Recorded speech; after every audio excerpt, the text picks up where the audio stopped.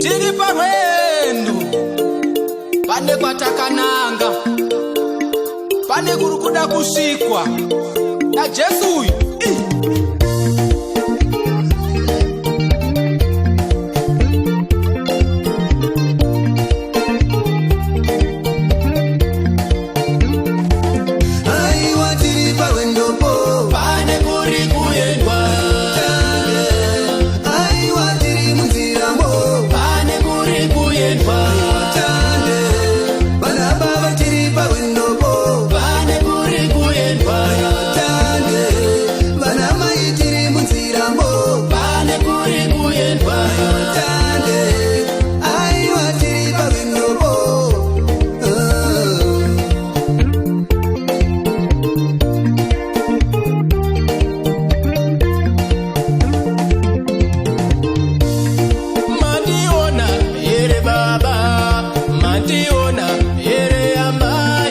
Mandiona, shamwari dzose, mandiona, madzinodiwa.